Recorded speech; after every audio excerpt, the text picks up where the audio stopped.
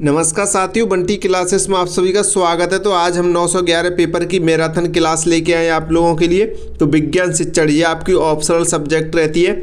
Second year वालों की MP DLED second year marathon class लेके आए हैं, ठीक है। तो आप इसमें महत्वपूर्ण प्रश्नोत्तर देखेंगे आज की क्लास में, यहीं से आपके पेपर में आएंगे बहुत सारे क्वेश्चन, ठीक है। तो बहुत सारे क्वेश्चन सेम भी आएंगे आपके पेपर में और मिलते जुलते यानी संबंधित भी आएंगे। इस क्लास को आप देख लेते हैं अच्छे से तो आप अपने पेपर को अच्छे से सॉल्व कर पाएंगे, अच्छे नंबर गेन कर पाएंगे, यानी कि अच्छे मार्क्स से आप इस पेपर में पास हो पाएंगे अगर आप अच्छे से इस क्लास को देख लेते हो, सारे क्वेश्चन को अच्छे से पढ़ लेते हो। तो ये 911 जो सब्जेक्ट है आपकी ऑप्शनल सब्जेक्ट है सेकेंड ईयर वाले बच्चों की। तो ये सेकेंड ईयर में ऑप्शनल सब्जेक्ट में आती है, यानी कि 4 सब्जेक्ट ऑप्शनल वाली रहती हैं। तो इसमें काफ़ी बच्चों ने विज्ञान शिक्षण भी लिया होगा, यानी कि पेडागोजी ऑफ साइंस लिया होगा, काफ़ी बच्चों ने मैथ भी लिया होगा, काफ़ी बच्चों ने इंग्लिश भी ली होगी, तो काफ़ी बच्चों ने सामाजिक विज्ञान भी ली होगी, ठीक है। तो जितने बच्चे हैं जिन्होंने विज्ञान शिक्षण ली है तो वो आज इस क्लास को अच्छे से देखेंगे और सारे क्वेश्चन को समझेंगे, ठीक है, समझते हुए याद करेंगे। तो यहाँ पे एक छोटी सी इन्फॉर्मेशन आप सभी के लिए। तो सबसे पहले आप इस क्लास को लाइक करें, जितने भी स्टूडेंट जुड़ रहे हैं वो सबसे पहले लाइक करें और अपने जो भी यार दोस्त हैं साथी हैं उनको सभी को शेयर कर दें जिन्होंने विज्ञान शिक्षण ले रखा है, ठीक है। ये क्लास इंपॉर्टेंट है सभी स्टूडेंट के लिए जिन्होंने विज्ञान शिक्षण ले रखी है। और जितने भी नए स्टूडेंट हैं वो चैनल को सब्सक्राइब कर देंगे, ठीक है। सब्सक्राइब करें क्योंकि MP DLED संबंधित जानकारी जो कोई भी रहेगी आगे तो वो आपको हमारे चैनल पर देखने को मिलती रहेगी। जैसे कि आपका रिजल्ट कब आ रहा है, क्या हो रहा है MP DLED का, सारी चीज़ें आपको हमारे A to Z हमारे चैनल पर ही देखने को मिलेंगी। तो आप चैनल को सब्सक्राइब करें। तो ये आपकी लास्ट क्लास है, आपका ये लास्ट पेपर है। तो आप सभी की उम्मीद है सारे पेपर अच्छे ही गए होंगे। तो आप हमें कमेंट कर देना कि आपको हमारे चैनल से पढ़ के कितना फ़ायदा हुआ है, वो सारी कमेंट आप कर देना, ईमानदारी से बताना आप कि आपको हमारे चैनल से, हमारी मैराथन क्लासेस से और हमारे नोट्स से कितना फ़ायदा हुआ है, वो कमेंट आप ज़रूर कर देना ईमानदारी से, ठीक है। और यहाँ पे इतना बस एक छोटी सी इन्फॉर्मेशन नए स्टूडेंट के लिए, जो भी नया स्टूडेंट नोट्स लेना चाहता है, अच्छी तैयारी करना चाहता है तो वो इस नंबर पर कांटेक्ट कर सकता है। ये बंटी क्लासेस का नंबर है 72 40 28 72 81। इस नंबर पर व्हाट्सअप मैसेज करके आप नोट्स परचेस कर सकते हैं। थोड़े से पैसों में आप अपनी तैयारी को बेहतर बना सकते हैं DLED की को, ठीक है। तो चलिए यूट्यूब चैनल को सब्सक्राइब कर देना, क्लास को लाइक कर देना, जितने भी नए बच्चे जुड़ रहे हैं तो लाइक शेयर कमेंट जरूरी है, ठीक है। तो चलिए क्वेश्चन स्टार्ट करते हैं। तो सबसे पहला क्वेश्चन है आपका, मृतोपजीवी पौधों को उदाहरण सहित समझाइए।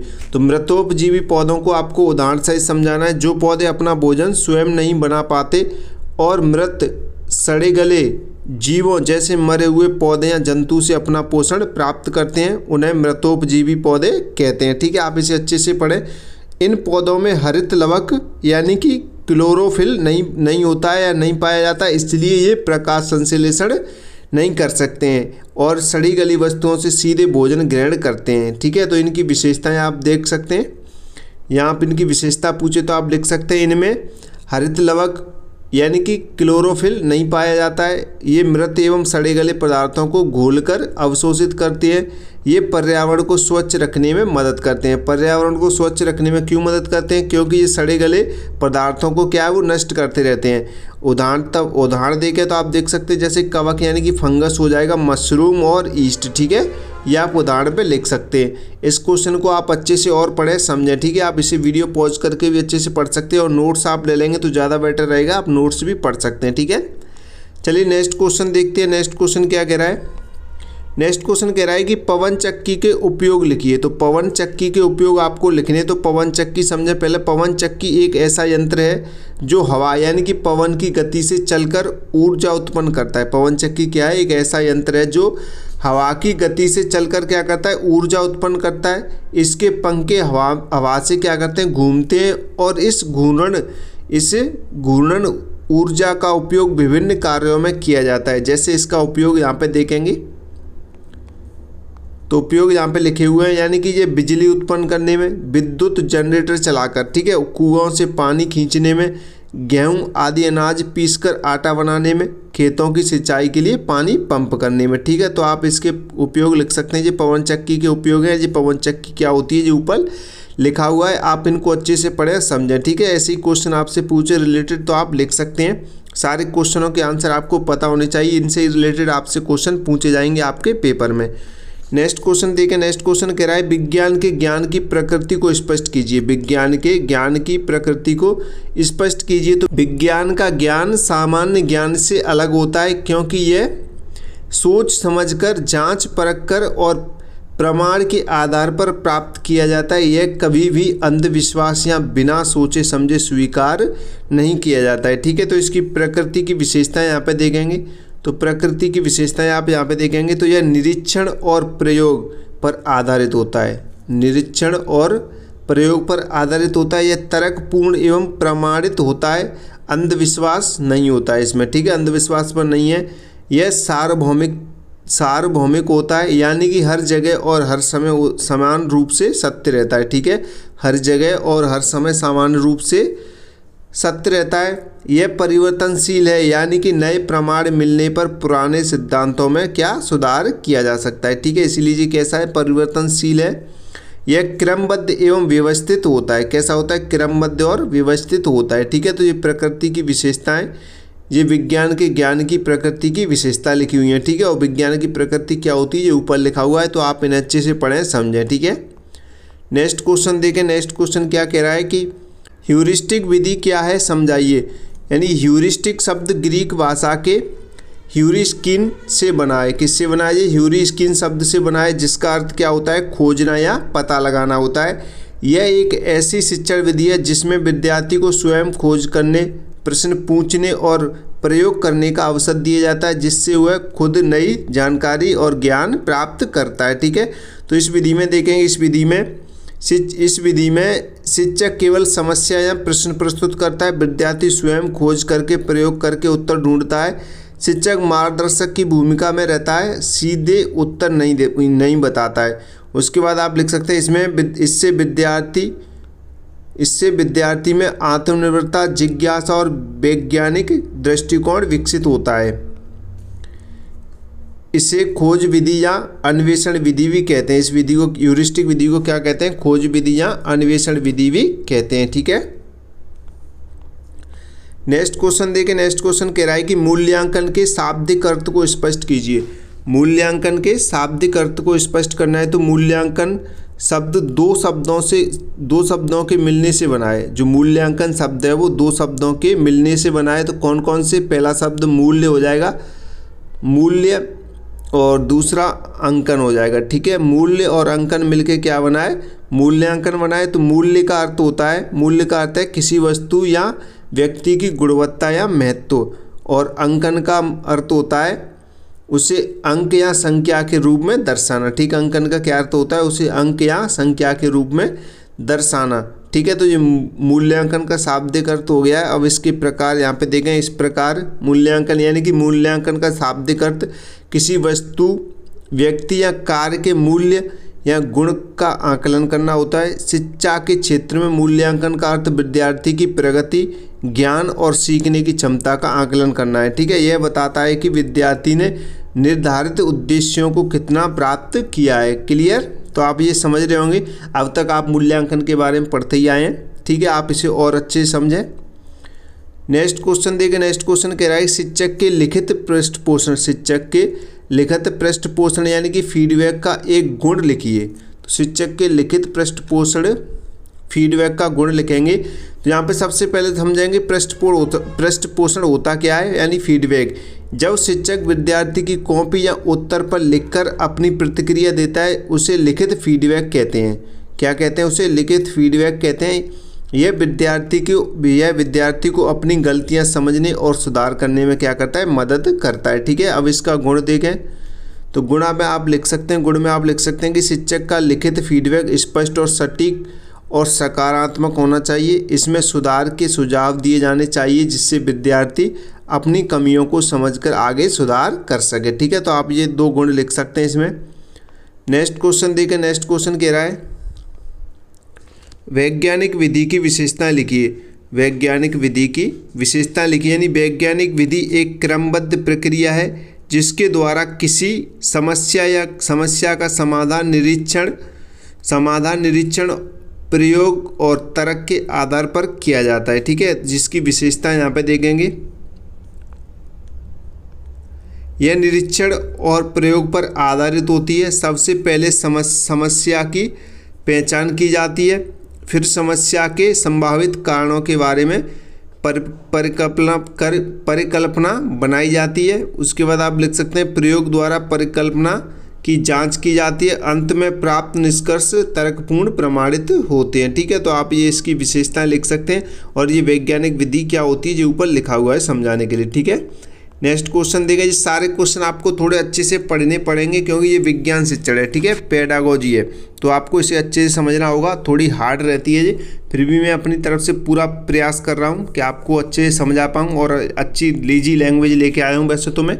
तो आप विज्ञान के स्टूडेंट हैं, साइंस के स्टूडेंट हैं, तो आप इसे और अच्छे से समझें। ठीक है, नोट्स ले लें, सेल्फ स्टडी करें थोड़ा। ठीक है, और अच्छे से आप इस क्लास को देखें, समझें, क्वेश्चन को साथ आप भी पढ़ना। ठीक है, नेक्स्ट क्वेश्चन कह रहा है कि विज्ञान एक उत्पाद के रूप में व्याख्या कीजिए। विज्ञान एक उत्पाद के रूप में आपको व्याख्या करनी है। ठीक है, तो विज्ञान को दो रूपों में देखा जा सकता है, एक प्रक्रिया के रूप में और दूसरा उत्पाद यानी कि प्रोडक्ट के रूप में।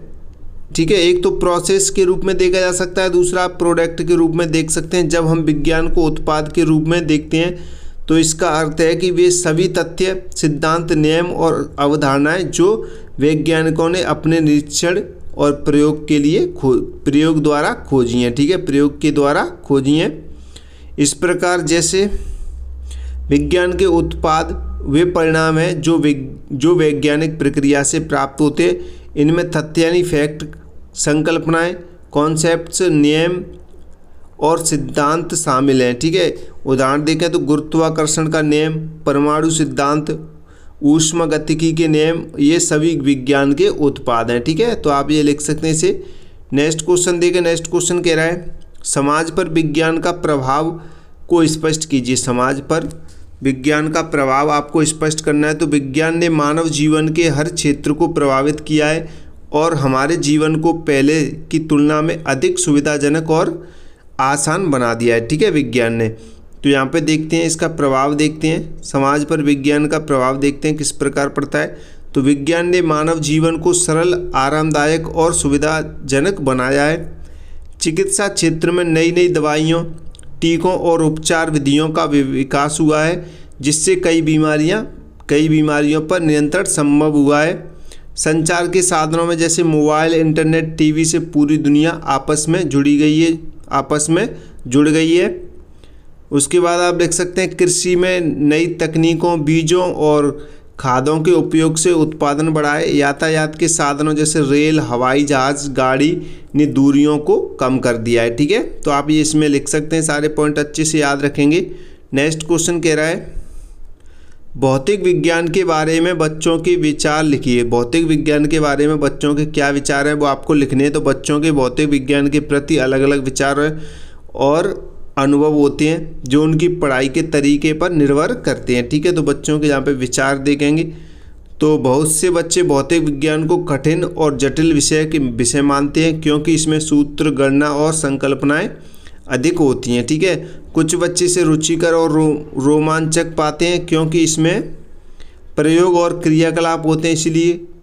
और कुछ बच्चों को सूत्र याद रखने और उन्हें समस्याओं में लगाने में कठिनाई होती है। यानी कुछ बच्चों को सूत्र याद रखने और उन्हें समस्याओं में लगाने में क्या होती है, कठिनाई होती है। तो जब शिक्षक प्रयोगों और रोज़मर्रा के उदाहरणों द्वारा पढ़ाते हैं तो बच्चों की रुचि और समझ दोनों बढ़ जाती हैं। ठीक है, आप इसे अच्छे से पढ़ें, समझें। नेक्स्ट क्वेश्चन देखें। नेक्स्ट क्वेश्चन कह रहा है कि विज्ञान मेला आयोजन के उद्देश्य लिखिए। विज्ञान मेला आयोजन के उद्देश्य आपको लिखने हैं। तो विज्ञान मेला एक ऐसा आयोजन है जिसमें विद्यार्थी अपने द्वारा बनाए गए वैज्ञानिक मॉडल, प्रयोग और परियोजनाएं प्रदर्शित करते हैं। उद्देश्य यहाँ पे देखेंगे तो विद्यार्थियों में वैज्ञानिक सोच और दृष्टिकोण विकसित करना, विद्यार्थियों की रचनात्मकता और नवाचार क्षमता को बढ़ावा देना, विद्यार्थियों में स्वयं करके सीखने की आदत डालना, विज्ञान विषय के प्रति रुचि और जिज्ञासा बढ़ाना, नए नए आविष्कारों, मॉडल और विचारों को प्रदर्शित करने का अवसर प्रदान करना। ठीक है, अवसर प्रदान करना। तो यहाँ पे ये सारे पॉइंट इसमें आप लिख सकते हैं, ये उद्देश्य इसके लिख सकते हैं, ठीक है। अब विज्ञान मेला आयोजन के उद्देश्य हैं ये, तो आप इन्हें अच्छे से लिख सकते हैं, ठीक है। नेक्स्ट क्वेश्चन देखते हैं। सुनामी लहरों से बचाव के उपाय लिखिए। सुनामी लहरों से बचाव के उपाय आपको लिखने हैं। तो सुनामी समुद्र में आने वाली बहुत ऊंची और शक्तिशाली लहरें होती हैं जो भूकंप या ज्वालामुखी विस्फोट के कारण उत्पन्न होती हैं। ये तट से टकराकर बहुत नुकसान पहुंचाती हैं। बचाव के उपाय यहाँ पे लिखे हुए हैं, तो बचाव के उपाय यहाँ पे आप पढ़ेंगे। तो सुनामी की चेतावनी मिलने पर तुरंत समुद्र तट से दूर ऊंचे स्थानों पर चले जाना चाहिए, पहला बचाव आप ये लिख सकते हैं। दूसरा, तटीय क्षेत्रों में सुनामी चेतावनी प्रणाली लगाई जानी चाहिए। और समुद्र के पास भवन बनाते समय मजबूत संरचना का ध्यान रखना चाहिए। तटीय क्षेत्रों में मैनग्रोव वन लगाने चाहिए जो लहरों की गति को कम करते हैं। लोगों को सुनामी से बचाव के लिए पहले से प्रशिक्षित करना चाहिए, ठीक है। तो आप ये उपाय इसमें लिख सकते हैं। तो थोड़ा आप इनसे बना कर भी आप लिख सकते हैं रिलेटेड, तब भी आपको नंबर मिल जाएगा, ठीक है। नेक्स्ट क्वेश्चन कह रहा है कि निबंधात्मक परीक्षा के दोष लिखिए। जो निबंधात्मक परीक्षा होती है उसके आपको दोष लिखने हैं। तो निबंधात्मक परीक्षा वह परीक्षा होती है जिसमें विद्यार्थी को विस्तार से लिखकर उत्तर देना होता है। इसके कुछ दोष हैं, इस प्रकार कुछ दोष यहाँ पे देखेंगे। तो इसमें मूल्यांकन में विषय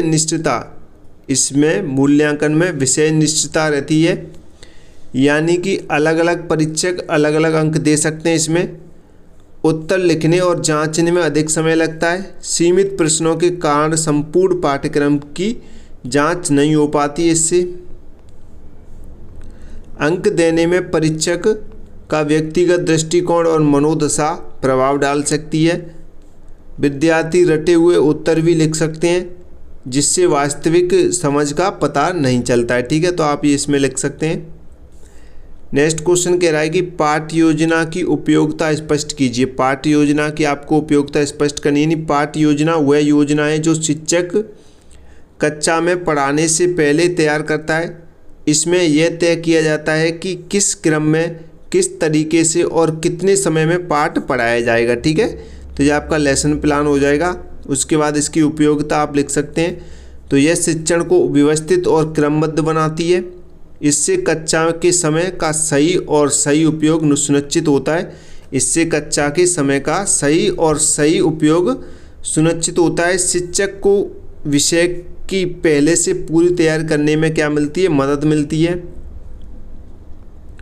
इससे शिक्षण के उद्देश्य स्पष्ट हो जाते हैं, जिससे शिक्षक को पता रहता है कि क्या पढ़ाना है, ठीक है। इससे शिक्षक को पढ़ाते समय आत्मविश्वास मिलता है, क्योंकि वो पहले से इसमें तैयारी करके आया होता है, प्लान बना के लाया होता है, ठीक है। नेक्स्ट क्वेश्चन कहते हैं कि जंग क्यों लगती है। आपको बताना है कि जंग क्यों लगती है। लोहे में जंग लगने से रोकने के उपाय भी आपको लिखने हैं, ठीक है। पहले आपको बताना है कि जंग क्यों लगती है, फिर आपको इसके उपाय भी बताने हैं कि लोहे में जंग लगने से इसे कैसे रोकें, ठीक है। कौन से उपाय करने चाहिए तो देते हैं। जंग लगने का कारण देखते हैं सबसे पहले तो जब लोहे की वस्तुएं हवा में उपस्थित ऑक्सीजन और पानी के लंबे समय तक संपर्क में रहती हैं। जब लोहे की वस्तुएं या लोहे की कोई भी छड़ हो, कोई भी वस्तु हो, वो हवा में उपस्थित ऑक्सीजन, हवा में तो उपस्थित ऑक्सीजन रहती है, आप सभी को पता ही है। ऑक्सीजन और पानी यानी कि नमी हो चाहे पानी में हो के लंबे समय तक संपर्क में रहती है, तो लोहा उनके साथ रासायनिक क्रिया करके आयरन ऑक्साइड यानी कि Fe2O3 नामक भूरे लाल रंग का पदार्थ बनाता है, जिसे जंग कहते हैं, ठीक है। ये जंग कैसे लगती है। लोहे की वस्तु जब लंबे समय तक ऑक्सीजन और पानी के संपर्क में आ जाती है तो उसे क्या लग जाती है, जंग लग जाती है, ठीक है। वो क्या कर लेती है, रासायनिक क्रिया कर लेती है आपस में मिलकर, तो इस वजह से क्या लग जाती है, जंग लग जाती है। यह क्रिया धीरे धीरे होती है और लोहे को कमज़ोर कर देती है, ठीक है। जंग जब लगती है, ये क्रिया कैसी होती है, जंग लगने की धीरे धीरे होती है।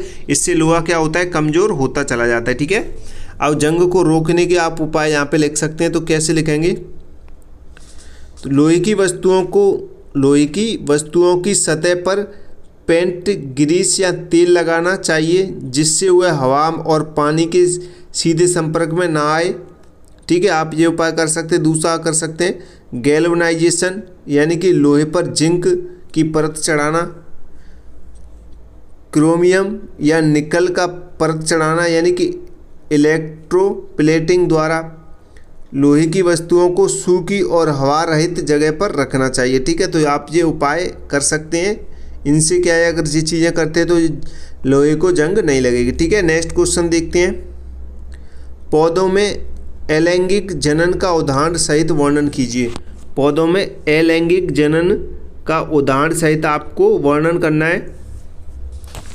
अलैंगिक जनन वह प्रक्रिया है जिसमें पौधों में नए पौधों का निर्माण नर और मादा जनन कोशिकाओं के मिलन निषेचन के बिना ही हो जाता है। इसे एक ही जनक यानी कि मूल पौधा से नया पौधा उत्पन्न होता है और नया पौधा अपने जनक के समान ही होता है। ठीक है, यहाँ पे इसके प्रकार देखेंगे। प्रकार और उदाहरण, जैसे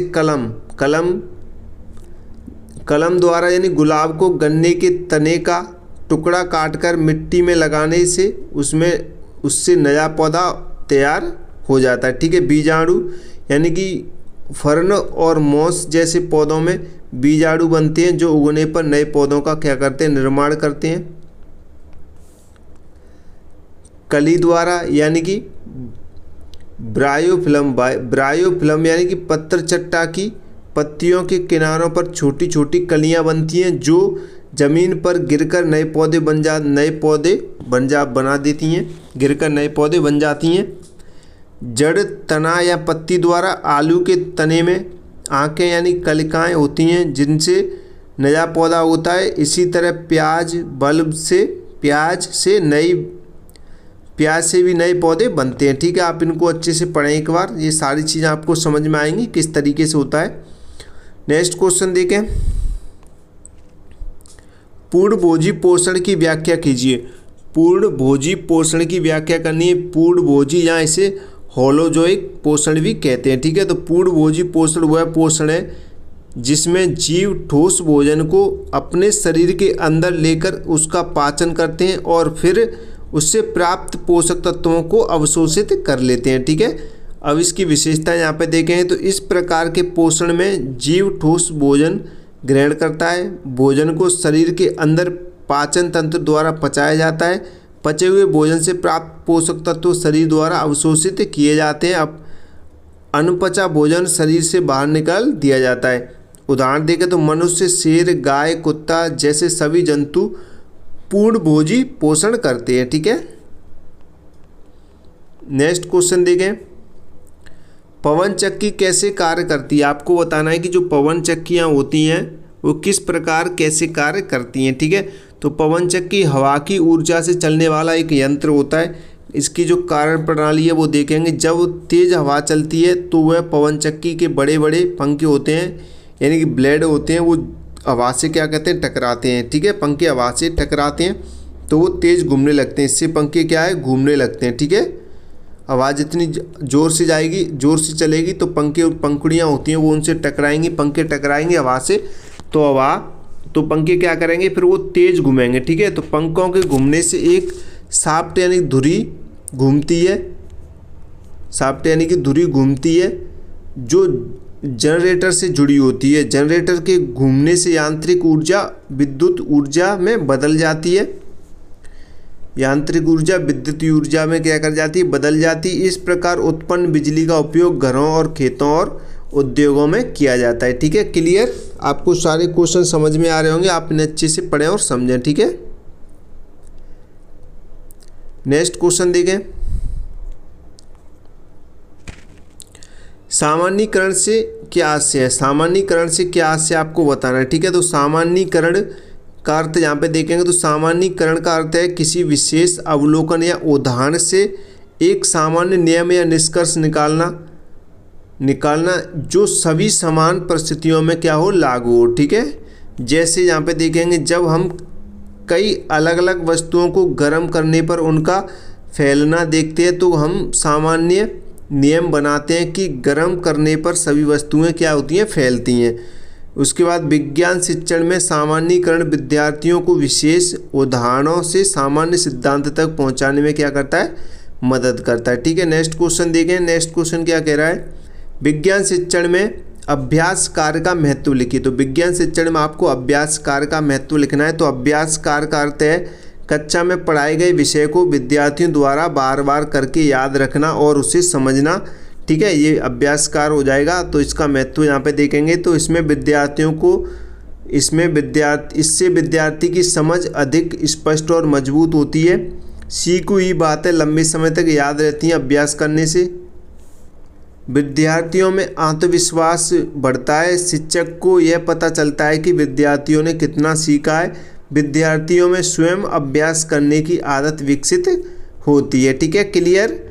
नेक्स्ट क्वेश्चन देखें। नेक्स्ट क्वेश्चन क्या कह रहा है, वस्तुनिष्ठ परीक्षाओं के गुण लिखिए। तो वस्तुनिष्ठ परीक्षाओं के आपको गुण लिखने। तो वस्तुनिष्ठ परीक्षा यानी ऑब्जेक्टिव टेस्ट में प्रश्नों के उत्तर निश्चित और सीमित होते हैं, जैसे सही गलत, बहुविकल्पीय प्रश्न, रिक्त स्थान भरना आदि। ठीक है, इस टाइप के प्रश्न रहते हैं जैसे कि आपकी परीक्षा में डीएलएड में पूछे जाते हैं, वो सारे वस्तुनिष्ठ हैं। तो इसके गुण देखेंगे तो इससे मूल्यांकन में विषय निष्ठता नहीं रहती है। मूल्यांकन में क्या रहता है, इससे विषय निष्ठता नहीं रहती है, यानी कि सभी परीक्षक एक समान अंक देते हैं इसमें। ठीक है, क्योंकि 4 ऑप्शन उनमें से जो राइट होगा उसी हिसाब से अंक दिए जाएंगे। चाहे कितने भी परीक्षक इसे जांच लें आपकी कॉपी को, आपको उतने ही नंबर दिए जाएंगे इसमें। ठीक है, क्योंकि इसमें क्या नहीं रहती है, विषय निष्ठता नहीं रहती है।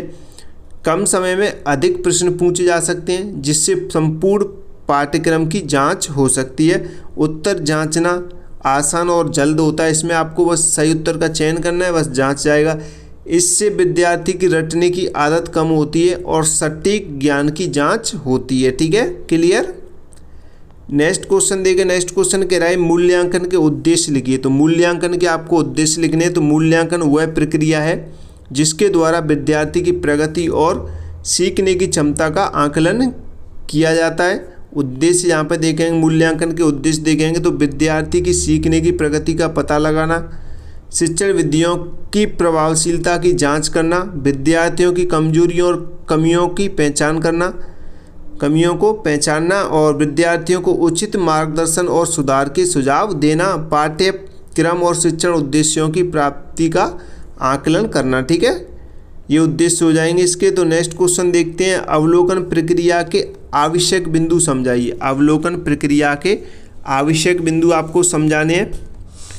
तो यहाँ पे देखेंगे अवलोकन का अर्थ देखेंगे तो किसी वस्तु, घटना या क्रिया को ध्यान से देखना और उसकी जानकारी प्राप्त करना, यह विज्ञान की पहली और महत्वपूर्ण प्रक्रिया होती है। तो इसके जो कुछ आवश्यक बिंदु यहाँ पे देखेंगे, अवलोकन सावधानी और ध्यान से किया जाना चाहिए। अवलोकन में सभी इंद्रियों यानी कि देखना, सुनना, सूंघना, छूना का उपयोग किया जाना चाहिए। अवलोकन वस्तुनिष्ठ होना चाहिए, यानी कि निजी विचारों से प्रभावित नहीं होना चाहिए। अवलोकन कई बातों को सही ढंग से लिखा या रिकॉर्ड किया जाना चाहिए। अवलोकन की गई बातों को, ठीक है, अवलोकन जैसे आप कोई चीज़ का अवलोकन कर रहे हैं तो उससे जो भी आप कर पा रहे हैं, जैसे आप समझ पा रहे हैं, उन सारी चीज़ों को सही ढंग से लिखना और रिकॉर्ड किया जाना चाहिए। ठीक है, उसके बाद आप लिख सकते हैं अवलोकन को बार बार दोहराकर स्थापित किया जाना चाहिए। ठीक है, तो आप ये इसमें लिख सकते हैं। नेक्स्ट क्वेश्चन देखें। नेक्स्ट क्वेश्चन कह रहा है वैज्ञानिक साक्षरता क्या है। वैज्ञानिक साक्षरता क्या है। तो वैज्ञानिक साक्षरता का अर्थ है व्यक्ति में विज्ञान की मूल अवधारणाओं, सिद्धांतों और प्रक्रियाओं को समझने तथा उन्हें रोज़मर्रा के जीवन में उपयोग करने की क्या क्षमता। ठीक है, तो ये वैज्ञानिक की साक्षरता हो जाएगी। इसकी जो विशेषता यहाँ पे देखेंगे तो वैज्ञानिक साक्षर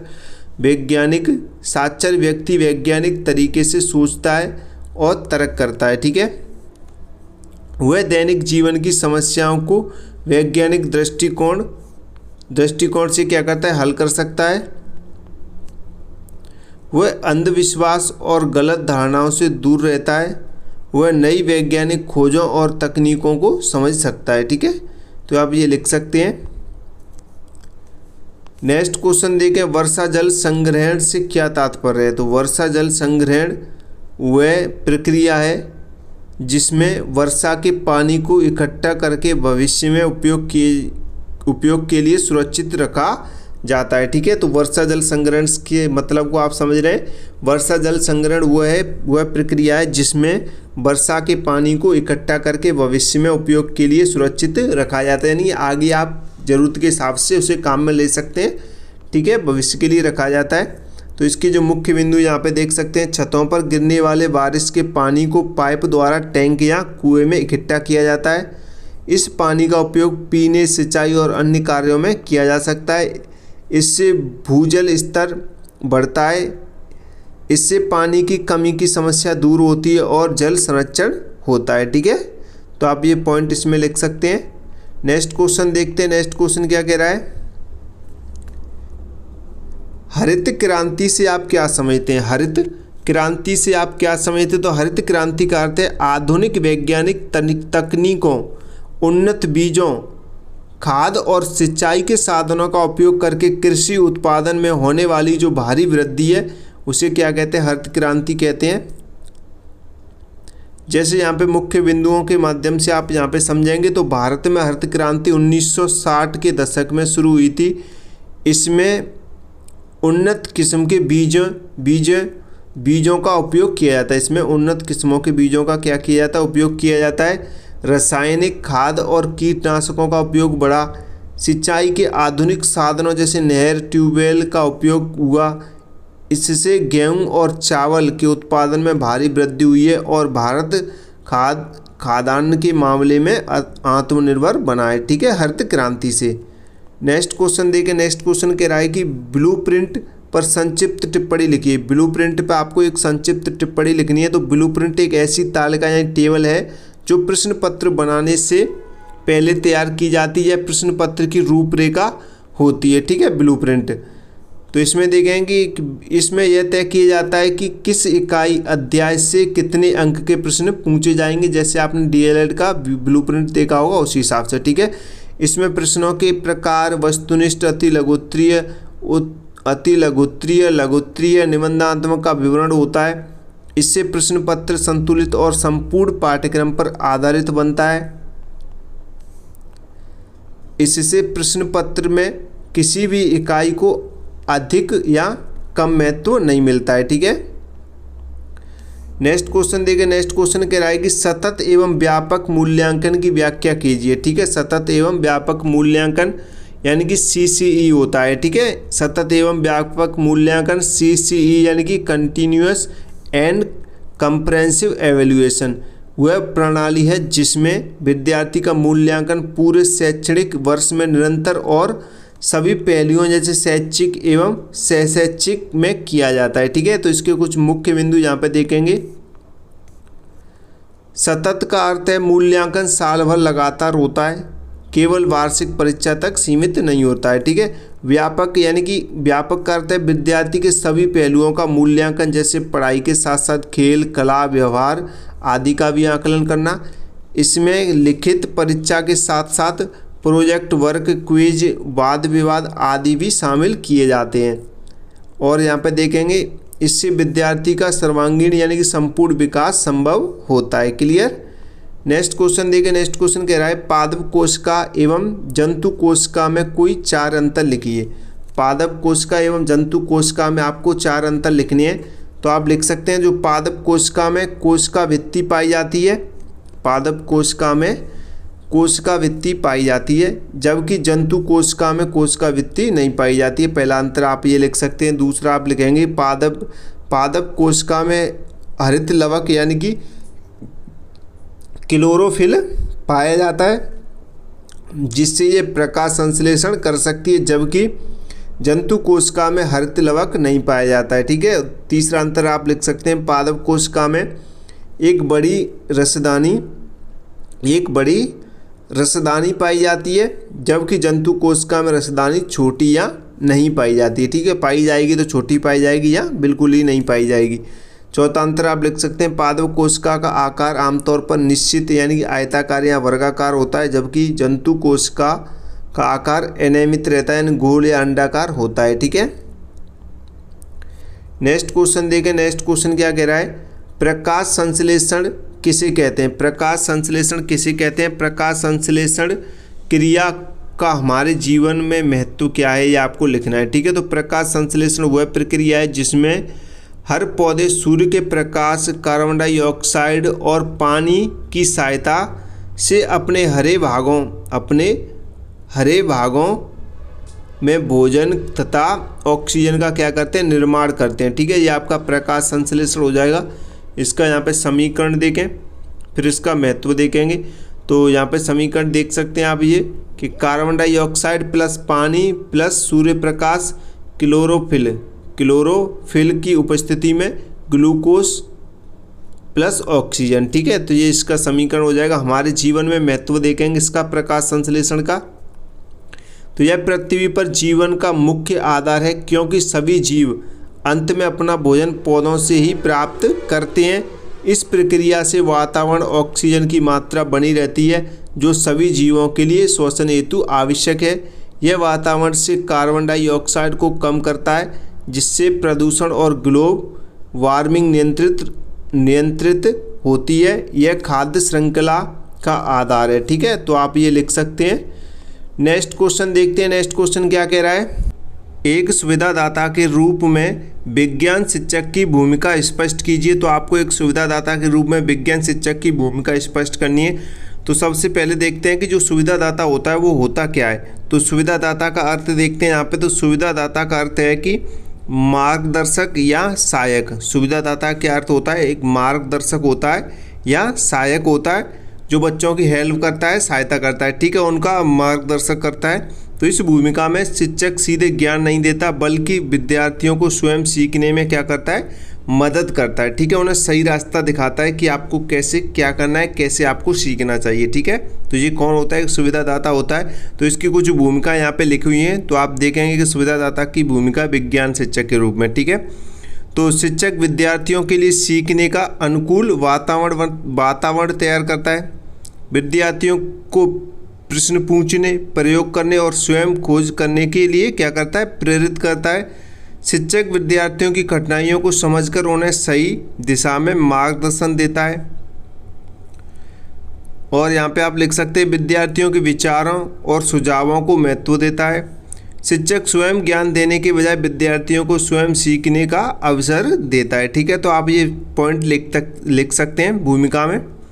क्लियर। नेक्स्ट क्वेश्चन देखें। नेक्स्ट क्वेश्चन कह रहा है अवलोकन करते समय किन बातों का ध्यान रखना चाहिए? अवलोकन करते समय किन बातों का ध्यान रखना चाहिए? तो अवलोकन का अर्थ है कि किसी वस्तु या घटना को ध्यान से देखना। किसी वस्तु या घटना को ध्यान से देखना अवलोकन का अर्थ होता है। सही अवलोकन के लिए कुछ बातों का ध्यान रखना आवश्यक होता है। तो कौन कौन सी बातें जिनका ध्यान रखना चाहिए? तो यहाँ पे ध्यान रखने योग्य बातें लिखी हुई हैं, आप इन्हें पढ़ेंगे अच्छे से। तो अवलोकन करते समय पूरा ध्यान और एकाग्रता होनी चाहिए। अवलोकन वस्तुनिष्ठ यानी कि ऑब्जेक्टिव होना चाहिए, यानी अपने निजी विचारों का प्रभाव नहीं होना चाहिए। ठीक है, उसके बाद आप लिख सकते हैं अवलोकन में सभी इंद्रियां यानी कि आँख, कान, नाक, त्वचा का उपयोग करना चाहिए। ठीक है, सभी इंद्रियों का उपयोग करना चाहिए। उसके बाद आप लिख सकते हैं कि अवलोकन को सही ढंग से लिखकर रिकॉर्ड करना चाहिए। अवलोकन को बार बार दोहराकर परिणाम की पुष्टि करनी चाहिए। ठीक है, तो आप ये अवलोकन में लिख सकते हैं। आप इन पॉइंट को अच्छे से याद रखेंगे, पढ़ेंगे, समझेंगे। ठीक है, नेक्स्ट क्वेश्चन कह रहा है कि सतत मूल्यांकन के प्रमुख क्षेत्र लिखिए। तो सतत मूल्यांकन के आपको प्रमुख क्षेत्र लिखने। तो सतत मूल्यांकन का अर्थ है विद्यार्थी का मूल्यांकन साल भर निरंतर किया जाना चाहिए। यानी कि सतत मूल्यांकन वो होता है जो कंटिन्यू लगातार चलता ही रहता है, बच्चों का मूल्यांकन होता ही रहता है। ठीक है, तो यहाँ पे मुख्य क्षेत्र देखेंगे जैसे शैक्षिक क्षेत्र में पढ़ाई से संबंधित विषयों में विद्यार्थी की प्रगति। ठीक है, तो शैक्षिक क्षेत्र में हो जाएगा मूल्यांकन। और शैक्षिक क्षेत्र यानी खेल, कला, संगीत, नृत्य आदि में विद्यार्थी की भागीदारी। उसके बाद व्यक्तित्व विकास यानी कि विद्यार्थी का व्यवहार, अनुशासन, सहयोग की भावना। तो ये चीज़ों में मूल्यांकन होता है। तो स्वास्थ्य एवं शारीरिक विकास यानी कि विद्यार्थी का स्वास्थ्य और शारीरिक क्षमता। ठीक है, तो इन पॉइंट को आप ध्यान रखेंगे। ये सतत मूल्यांकन के मुख्य क्षेत्र हैं जहाँ पे मूल्यांकन होना है। ठीक है, होता है। तो सतत मूल्यांकन का अर्थ क्या होता है? विद्यार्थी का मूल्यांकन साल भर निरंतर किया जाना। ठीक है, यहाँ पे और समझें नेक्स्ट क्वेश्चन। तो विज्ञान का पाठ्यक्रम में क्या स्थान है? विज्ञान का पाठ्यक्रम में क्या स्थान है? तो विज्ञान आज के पाठ्यक्रम का एक महत्वपूर्ण और आवश्यक अंग है। विज्ञान आज के पाठ्यक्रम का एक महत्वपूर्ण और एक आवश्यक अंग है। तो इसका स्थान देखें, यहाँ पे स्थान देखेंगे। विज्ञान विद्यार्थियों में तर्कपूर्ण और वैज्ञानिक सोच विकसित करता है। यह दैनिक जीवन की समस्याओं को समझने और हल करने में मदद करता है। तकनीकी विकास के इस युग में विज्ञान का ज्ञान आवश्यक है। यह विद्यार्थियों को आगे की उच्च शिक्षा और कैरियर के लिए तैयार करता है। इसलिए सभी स्तरों पर विज्ञान को पाठ्यक्रम में अनिवार्य विषय के रूप में शामिल किया गया है। ठीक है, तो आप इन पॉइंट को अच्छे से पढ़ेंगे। वैसे तो आप विज्ञान के स्टूडेंट हैं, साइंस से ही आए हैं, तो आपको सारे क्वेश्चन अच्छे से समझ में आ रहे होंगे।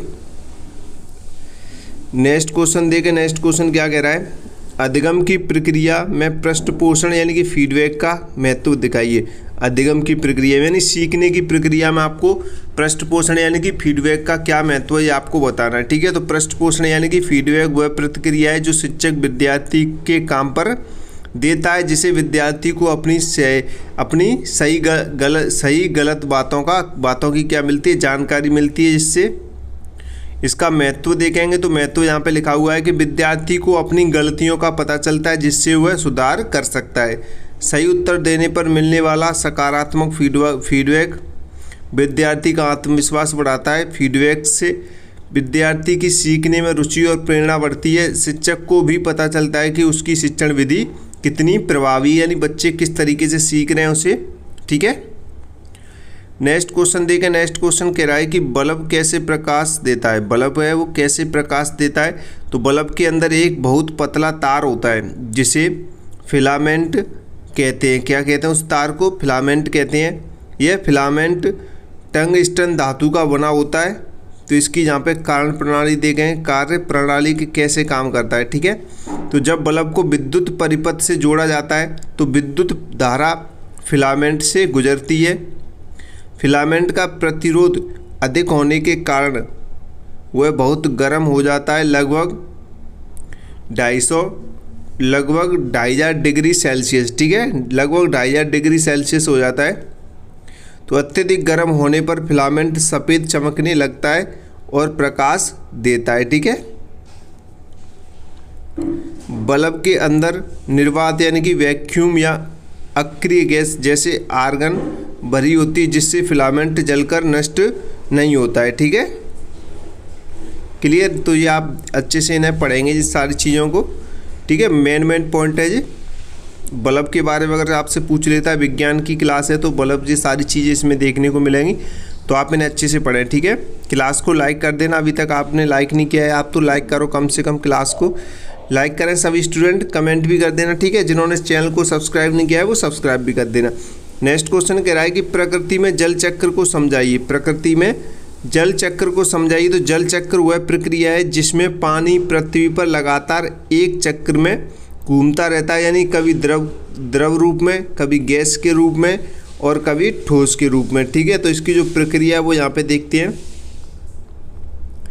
सूर्य की गर्मी से समुद्र, नदी, तालाब का पानी वाष्पित होकर जलवाष्प यानी भाप बनता है। इसे वाष्पीकरण भी कहते हैं। ठीक है, यह जलवाष्प ऊपर जाकर ठंडी होकर बादल बनती है, जिसे संघनन कहते हैं। उसके बाद बादलों से पानी वर्षा, बर्फ या हिम के रूप में पृथ्वी पर गिरता है, इसे वर्षण कहते हैं। ठीक है, यह पानी फिर नदी, तालाब, समुद्र में जाता है या जमीन में रिसकर भूजल बनता है। ठीक है, तो यही चक्र निरंतर चलता रहता है। ठीक है, तो आप इसे अच्छे से और पढ़ लें एक बार, आपको और क्लियर हो जाएगा। ठीक है, सारे क्वेश्चन को अच्छे से समझें, क्लास को 2-3 बार देख लेना, अच्छे से याद हो जाएगा। ठीक है, उसके बाद आप लिख सकते हैं सिंचाई की आवश्यकता एवं उद्देश्य बताइए। सिंचाई की आवश्यकता एवं उद्देश्य, यानी सिंचाई का अर्थ होता है खेतों में फसलों को कृत्रिम रूप से पानी देना। आवश्यकता एवं उद्देश्य यहाँ पे लिखे हुए हैं। फसलों की अच्छी वृद्धि के लिए नियमित पानी आवश्यक होता है। फसलों की अच्छी वृद्धि के लिए नियमित पानी आवश्यक होता है। और आप यहाँ पे लिख सकते हैं वर्षा कम होने या असमय होने पर फसलों को बचाने के लिए सिंचाई जरूरी होती है। मिट्टी में पोषक तत्वों के घुलने और जड़ों तक पहुँचने में पानी सहायक होता है। सिंचाई से फसल उत्पादन में वृद्धि होती है। इससे किसान साल में एक से अधिक फसल भी ले सकते हैं। ठीक है, नेक्स्ट क्वेश्चन देगा। नेक्स्ट क्वेश्चन कह रहा है वैज्ञानिक विधि के प्रमुख चरण लिखिए। तो वैज्ञानिक विधि के प्रमुख चरण यहाँ पे लिखेंगे। तो वैज्ञानिक विधि किसी समस्या को हल करने की एक क्रमबद्ध प्रक्रिया है। प्रमुख चरण इसके यहाँ पे लिखे हुए प्रमुख चरण देखेंगे। समस्या की पहचान करना, समस्या से संबंधित जानकारी इकट्ठा करना यानी कि निरीक्षण करना, परिकल्पना बनाना यानी संभावित कारण के बारे में अनुमान लगाना। उसके बाद आप लिखेंगे प्रयोग द्वारा परिकल्पना की जांच करना, परिणामों का विश्लेषण करना और निष्कर्ष निकालना। ठीक है, ये आपके इस पॉइंट हो जाएंगे, इसमें प्रमुख चरण हो जाएंगे ये इसके। ठीक है, नेक्स्ट क्वेश्चन देंगे। नेक्स्ट क्वेश्चन कह रहा है निबंधात्मक परीक्षाओं के प्रमुख गुण दोष लिखिए। निबंधात्मक जो परीक्षा होती हैं उनके आपको प्रमुख जो गुण है, मेन गुण है वो लिखने हैं आपको, और दोष भी लिखने हैं।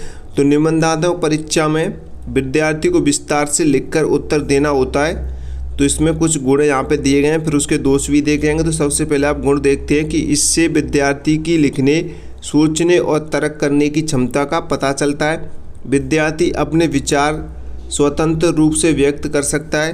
प्रश्न पत्र बनाना आसान और कम समय लेने वाला होता है।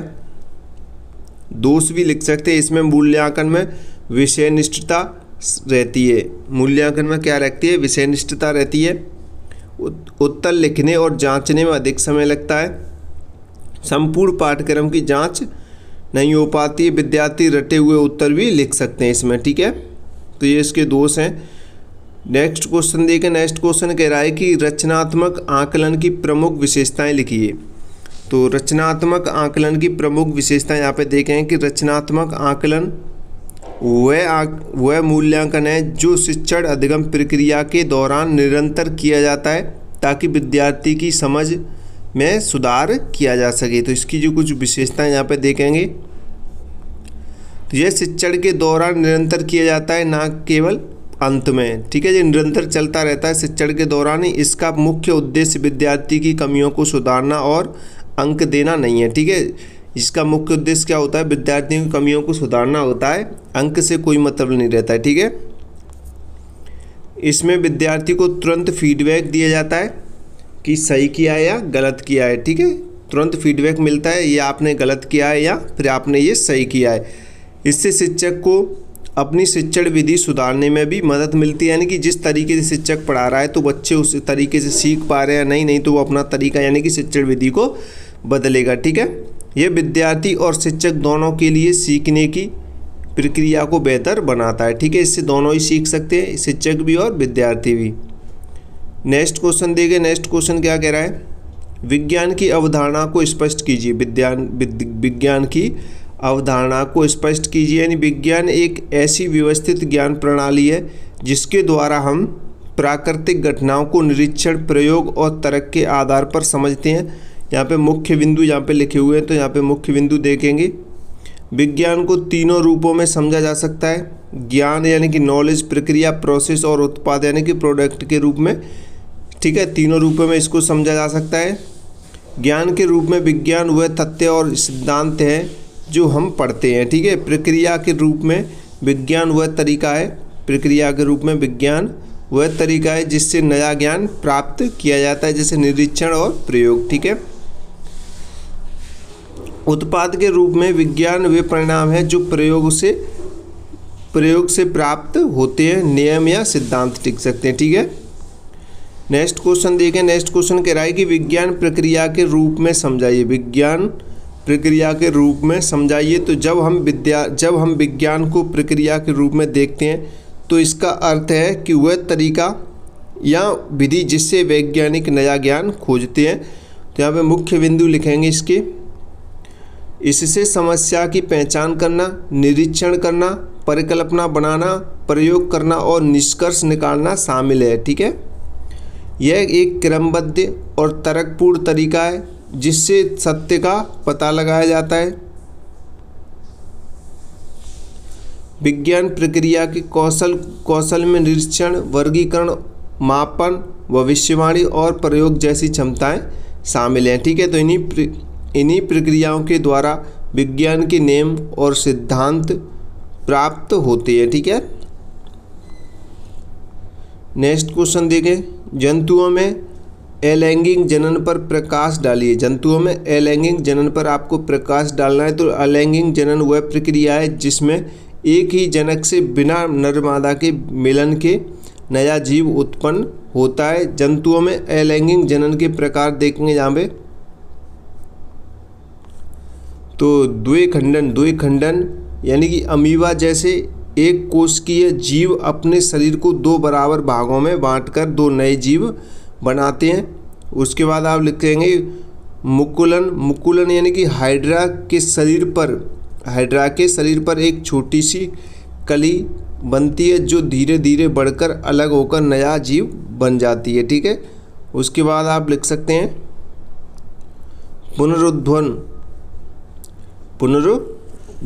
पुनरुद्वन यानी कि प्लेनेरिया जैसे जीव के शरीर का टुकड़ा कटने पर वह टुकड़ा भी नया जीव बन सकता है। ठीक है, तो आप ये 3 लिख देना। नेक्स्ट क्वेश्चन देखें, घटपर्णी में भोजन ग्रहण करने की विधि लिखिए। घटपर्णी में भोजन ग्रहण करने की विधि लिखिए। तो घटपर्णी एक कीटाहारी यानी कि मांसाहारी पौधा है जो कीड़ों को पकड़कर अपना भोजन प्राप्त करता है। ठीक है, तो इसकी यहाँ पे एक विधि देखेंगे। तो विधि देखेंगे यहाँ पे, घटपर्णी की पत्ती घड़े यानी घट के आकार की होती हैं जिसके मुख पर ढक्कन जैसी संरचना होती है। इस घड़े के अंदर एक चिपचिपा और मीठा रस होता है जो कीड़ों को आकर्षित करता है। जब कीड़ा घड़े के अंदर जाता है तो वह उस चिपचिपे तरल में फंस जाता है और बाहर नहीं निकल पाता है। ठीक है, उसके बाद यहाँ पे देखेंगे कि घड़े के अंदर पाचक रस एंजाइम स्त्रावित होते हैं जो कीड़े के शरीर को घोलकर पचा देते हैं। इस प्रकार पचे हुए पोषक तत्वों को पौधा अवशोषित कर लेता है। ठीक है, तो आप ये इसकी विधि में लिख सकते हैं। नेक्स्ट क्वेश्चन देखें, कीटवच्ची पौधों के नाम लिखिए। तो जो कीटवच्ची पौधे होते हैं उनके आपको नाम लिखने। तो कीटवच्ची पौधे वे पौधे होते हैं जो कीड़ों को पकड़कर अपना भोजन प्राप्त करते हैं। ठीक है, कीड़ों को पकड़कर अपना भोजन प्राप्त करने वाले पौधे क्या कहलाते हैं? कीटवच्ची पौधे कहलाते हैं। ठीक है, तो यहाँ पे जो कीटवच्ची पौधे उनके नाम यहाँ पे देखेंगे। तो एक तो आपका घटपर्णी हो जाएगा, ब्लेडरवर्ट हो जाएगा, संडी हो जाएगा और वीनस फ्लाई ट्रैप हो जाएगा। ठीक है, वीनस फ्लाई ट्रैप हो जाएगा। तो आप ये लिख सकते हैं। नेक्स्ट क्वेश्चन देखें। नेक्स्ट क्वेश्चन कह रहा है वैज्ञानिक विधि की कोई 2 विशेषताएं लिखिए। तो वैज्ञानिक विधि की आप 2 विशेषताएं लिख सकते हैं कि वैज्ञानिक विधि निरीक्षण और प्रयोग पर आधारित होती है। इसके निष्कर्ष तर्कपूर्ण एवं प्रमाणित होते हैं। बिना प्रमाण किसी बात को सत्य नहीं माना जाता है। ठीक है, नेक्स्ट क्वेश्चन देखें। नेक्स्ट क्वेश्चन कह रहा है आगमन विधि की परिभाषा लिखिए। आगमन विधि की परिभाषा आपको लिखनी है। तो आगमन विधि वह विधि है जिसमें विशेष उदाहरणों या तथ्यों का अध्ययन करके सामान्य नियम या सिद्धांत तक पहुंचा जाता है, यानी कि विशेष से सामान्य की ओर बढ़ा जाता है। ठीक है, जैसे कि यहाँ पे आप देखेंगे कई धातुओं को गर्म करने पर उनका फैलना देखकर यह सामान्य नियम बनाया जाता है कि सभी धातुएं गर्म करने पर फैलती हैं। ठीक है, तो आप ये एग्जाम्पल पे लिख सकते हैं। नेक्स्ट क्वेश्चन देखें मूल्यांकन के 2 उद्देश्य लिखिए। तो मूल्यांकन के 2 उद्देश्य लिख सकते हैं आप कि विद्यार्थी की सीखने की प्रगति का पता लगाना एक उद्देश्य हो जाएगा कि विद्यार्थियों ने कितना सीखा है, कितना नहीं सीखा है। मूल्यांकन से यही जांचा जाता है कि बच्चा कितना सीख रहा है। ठीक है, तो विद्यार्थियों की कमजोरी को पहचान कर उन्हें सुझाव देना। ठीक है, एक ये हो जाएगा कि विद्यार्थियों की कमजोरियों को पहचान कर उन्हें सुधार के सुझाव देना। ठीक है, कि आप मूल्यांकन करेंगे तो बच्चों का पता भी तो चलेगा, बच्चों ने सीखा है कि कहाँ पे गलती की है, तो आप उसमें सुधार भी कर सकते हैं। तो एक उद्देश्य ये हो जाएगा मूल्यांकन का, तो आप ये लिख सकते हैं। ठीक है, नेक्स्ट क्वेश्चन देखें। नेक्स्ट क्वेश्चन क्या कह रहा है, सतत एवं व्यापक मूल्यांकन क्या होता है। सतत एवं व्यापक मूल्यांकन क्या होता है, तो सतत एवं व्यापक मूल्यांकन यानी कि CCE वह प्रणाली है जिसमें विद्यार्थी का मूल्यांकन साल भर निरंतर और उसके सभी पहलुओं जैसे पढ़ाई के साथ साथ खेल, कला, व्यवहार में किया जाता है। ठीक है, तो आप ये लिख सकते हैं। इसके जो मुख्य बिंदु आप यहाँ पे लिखेंगे कि सतत का अर्थ है कि मूल्यांकन लगातार चलता रहे, केवल वार्षिक परीक्षा तक सीमित ना रहे। ठीक है, सतत का क्या अर्थ होता है, जैसे कि वार्षिक आपकी परीक्षा होती है वो वहाँ तक नहीं रुकना चाहिए, यानी चलता रहे, कंटिन्यूस चलता रहे। ठीक है, लगातार चलता रहे। व्यापक या व्यापक का अर्थ देखें तो व्यापक का अर्थ होता है विद्यार्थी के सभी गुणों का आकलन करना होता है, जैसे शैक्षिक एवं शैक्षिक क्षेत्रों में। ठीक है, दोनों क्षेत्रों में किया जाना चाहिए और इससे विद्यार्थी का सर्वांगीण विकास होता है। ठीक है, नेक्स्ट क्वेश्चन देखिए। नेक्स्ट क्वेश्चन कह रहा है कि विज्ञान की परिभाषा लिखिए। तो विज्ञान की आप परिभाषा लिख सकते हैं। तो विज्ञान ज्ञान की वह व्यवस्थित शाखा है, विज्ञान ज्ञान की वह व्यवस्थित शाखा है जिसमें प्राकृतिक घटनाओं का अध्ययन, निरीक्षण, प्रयोग एवं तर्क के आधार पर किया जाता है तथा प्राप्त निष्कर्षों को नियम एवं सिद्धांतों के रूप में व्यवस्थित किया जाता है। ठीक है, तो आप ये विज्ञान की परिभाषा अच्छे से पढ़ेंगे तो जिसमें विज्ञान ज्ञान की वह व्यवस्थित शाखा है जिसमें प्राकृतिक घटनाओं का अध्ययन, निरीक्षण, प्रयोग एवं तर्क के आधार पर किया जाता है। ठीक है, तथा प्राप्त निष्कर्षों को नियम एवं सिद्धांत के रूप में क्या किया जाता है, व्यवस्थित किया जाता है। तो आप ये परिभाषा लिख सकते हैं। नेक्स्ट क्वेश्चन देखें। अवलोकन की 3 आवश्यक बातें लिखिए। तो अवलोकन की आपको 3 आवश्यक बातें लिखनी। तो अवलोकन पूरे ध्यान और एकाग्रता से करना चाहिए। अवलोकन वस्तुनिष्ठ होना चाहिए, यानी कि निजी विचारों से प्रभावित नहीं होना चाहिए। अवलोकन को सही ढंग से लिखकर रिकॉर्ड करना चाहिए। ठीक है, तो अवलोकन के बारे में आप ये आवश्यक बातें लिख सकते हैं। अल्पांतर विधि के गुण बताइए। अल्पांतर विधि क्या होती है आपको बताना। तो अल्पांतर विधि वह विधि है जिसमें शिक्षण को छोटे छोटे समय खंडों यानी कि अंतरालों में बांटकर पढ़ाया जाता है। ठीक है, इसमें अंतर रहता है, उस हिसाब से पढ़ाई होती है, अंतरों के हिसाब से पढ़ाना होता है, छोटे छोटे समय खंडों के अनुसार। तो उसे क्या कहते हैं, अल्पांतर विधि कहते हैं। तो इसके गुण यहाँ पे देखेंगे आप। इससे विद्यार्थी की एकाग्रता बनी रहती है, यानी कि विषय को छोटे छोटे भागों में समझना आसान होता है। विद्यार्थी की थकान कम होती है और रुचि बनी रहती है। शिक्षक को विद्यार्थी की प्रगति जानने का बार बार अवसर मिलता है। ठीक है, तो ये आप इसके गुण लिख सकते हैं। नेक्स्ट क्वेश्चन देखें। नेक्स्ट क्वेश्चन क्या कह रहा है, जल प्रदूषण को नियंत्रित करने के 3 उपाय लिखिए। जल प्रदूषण को नियंत्रित करने के 3 उपाय यहाँ पे आप लिखेंगे। कारखानों के दूषित जल यानी कचरे को नदी तालाबों में बहाने से पहले शुद्ध करना चाहिए। और दूसरा आप देख सकते हैं कि घरों के गंदे पानी को सीधे नदियों में ना छोड़ें, उसे ट्रीटमेंट प्लांट में साफ करना चाहिए।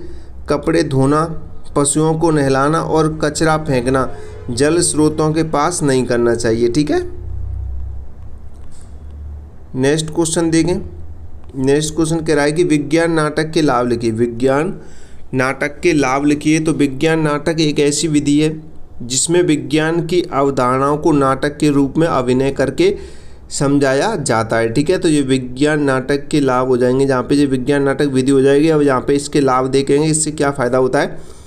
तो इससे विद्यार्थियों की रुचि बढ़ती है और विषय रुचिकर बन जाता है। कठिन वैज्ञानिक अवधारणाएं आसानी से समझ आ जाती हैं। विद्यार्थियों में आत्मविश्वास और अभिनय कौशल का विकास होता है। विद्यार्थी सक्रिय रूप से सीखने की प्रक्रिया में भाग लेते हैं और सीखी हुई बातें लंबे समय तक याद रहती हैं। ठीक है, तो आप ये इसमें लिख सकते हैं अच्छे से। नेक्स्ट क्वेश्चन देखें। स्थानांतरण प्रमाण पत्र में किन किन बातों का उल्लेख रहता है।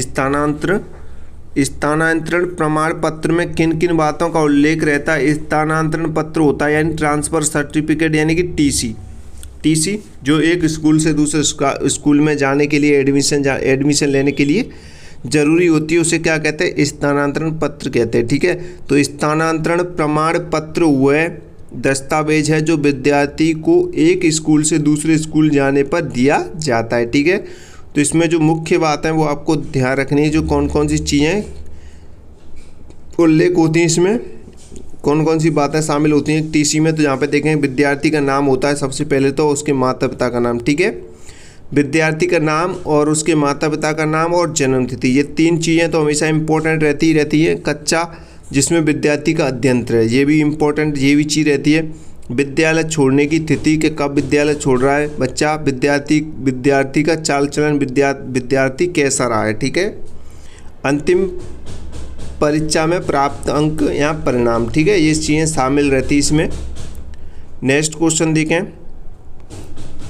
नेक्स्ट क्वेश्चन कह रहा है कैश बुक का क्या उपयोग होता है। कैश बुक क्या होती है आपको बताना है। ठीक है, तो कैश बुक का उपयोग यहाँ पे, तो कैश बुक वही रजिस्टर है जिसमें, कैश बुक क्या है, यह वह रजिस्टर है जिसमें संस्था या विद्यालय की नकद आय या आमदनी और व्यय यानी कि खर्च का दैनिक लेखा जोखा रहता है, उसे कैश बुक कहते हैं। ठीक है, अब इसका उपयोग कहाँ पे होता है कैश बुक का विद्यालय में, तो यहाँ पे देखेंगे कैश बुक का उपयोग देखेंगे। इससे प्रतिदिन की नकद आमदनी और खर्च का रिकॉर्ड रहता है। इससे किसी भी समय उपलब्ध नकद राशि यानी बैलेंस का पता चलता है। ये आर्थिक पारदर्शिता और ईमानदारी बनाए रखने में मदद करता है। वार्षिक हिसाब किताब और ऑडिट में सहायक होता है। ठीक है, तो आप ये इसका उपयोग लिख सकते हैं। नेक्स्ट क्वेश्चन देखिए। नेक्स्ट क्वेश्चन कह रहा है कि विज्ञान की कोई 3 अवधारणाएं लिखिए। तो विज्ञान की कोई आप 3 अवधारणाएं लिखेंगे तो विज्ञान को मुख्य 3 रूपों में समझा जा सकता है। ज्ञान के रूप में विज्ञान यानी कि वे तत्व और सिद्धांत जो हम पढ़ते सीखते हैं। ठीक है, दूसरा प्रक्रिया के रूप में विज्ञान यानी कि वह तरीका जिससे नया ज्ञान प्राप्त किया जाता है निरीक्षण प्रयोग करके। ठीक है, उसके बाद आप उत्पाद के रूप में विज्ञान यानी कि वे परिणाम जो प्रयोगों से प्राप्त होते हैं, नियम सिद्धांत आदि। ठीक है, तो आप ये लिख सकते हैं। नेक्स्ट क्वेश्चन देखें। वैज्ञानिक विधि के 3 मुख्य चरण बताइए। वैज्ञानिक विधि के 3 मुख्य आप चरण लिखेंगे तो समस्या की पहचान करना और उससे संबंधित जानकारी इकट्ठा करना यानी कि निरीक्षण करना। ठीक है, परिकल्पना यानी बनाना और प्रयोग द्वारा उसकी जांच करना, परिणामों का विश्लेषण करके निष्कर्ष निकालना। ठीक है, तो आप इसके 3 ये मुख्य चरण लिख सकते हैं। नेक्स्ट क्वेश्चन देखिए। नेक्स्ट क्वेश्चन क्या कह रहा है कि समाज पर विज्ञान के प्रभाव का वर्णन कीजिए। समाज पर विज्ञान का क्या प्रभाव है उसके बारे में आपको लिखना है। तो विज्ञान ने मानव जीवन को सरल, आरामदायक और सुविधाजनक बनाया है। ठीक है, किसने बनाया? विज्ञान ने। चिकित्सा क्षेत्र में नई दवाइयों और उपचार विधियों से कई बीमारियों पर नियंत्रण संभव हुआ है। किससे? विज्ञान से। संचार के साधनों जैसे मोबाइल, इंटरनेट से पूरी दुनिया आपस में जुड़ गई है। किससे? विज्ञान की वजह से। कृषि में नई तकनीकों से उत्पादन में वृद्धि होती है विज्ञान की वजह से। यातायात के साधनों ने दूरियों को कम कर दिया है विज्ञान की वजह से। ठीक है, तो आप ये विज्ञान का प्रभाव पढ़ सकते हैं, आराम से लिख सकते हैं। ठीक है, नेक्स्ट क्वेश्चन देखें। विज्ञान एवं सामाजिक विज्ञान में संबंध लिखिए। विज्ञान और सामाजिक विज्ञान में आपको संबंध बताना है। तो विज्ञान और सामाजिक विज्ञान दोनों ही मानव जीवन से जुड़े हुए विषय हैं और एक दूसरे को प्रभावित भी करते हैं। ठीक है, तो दोनों में संबंध देखें यहाँ पे। तो विज्ञान के आविष्कारों जैसे मोबाइल, इंटरनेट, यातायात के साधन का समाज पर सीधा प्रभाव पड़ता है, जो सामाजिक विज्ञान का विषय है। ठीक है, सामाजिक विषयों, सामाजिक समस्याओं जैसे प्रदूषण, जनसंख्या वृद्धि को हल करने में विज्ञान की तकनीकी का उपयोग होता है। विज्ञान के द्वारा हुए परिवर्तन समाज की संस्कृति, अर्थव्यवस्था और जीवन शैली को बदल देते हैं। दोनों विषय मिलकर विद्यार्थियों में वैज्ञानिक सोच के साथ साथ सामाजिक जागरूकता भी विकसित करते हैं। ठीक है, तो ये लिख सकते हैं आप आराम से। तो यहाँ पे आपकी क्लास समाप्त होती है। तो ये आपकी 911 पेपर की क्लास थी, जो कि इम्पोर्टेंट क्वेश्चन आंसर जितने भी बन रहे थे आपके 1 नंबर 2 नंबर 3 नंबर 4 नंबर और लॉन्ग क्वेश्चन भी आप इससे बना सकते हैं। ये सारे कंप्लीट हो जाएंगे। एक तो आपको ये मैराथन क्लास देख लेनी है, ठीक है, मैराथन देख लेनी है। इसके बाद एक और क्लास आएगी आपकी 2025 PYQ वाली, उसमें सारे PYQ सॉल्व होंगे आपके, वो क्वेश्चन की क्लास देख लेना। और हो सके तो हम एक आध क्लास और ले आएंगे इसकी लॉन्ग क्वेश्चन की, तो आप उसे अच्छे से देख लेना, पढ़ लेना, ठीक है।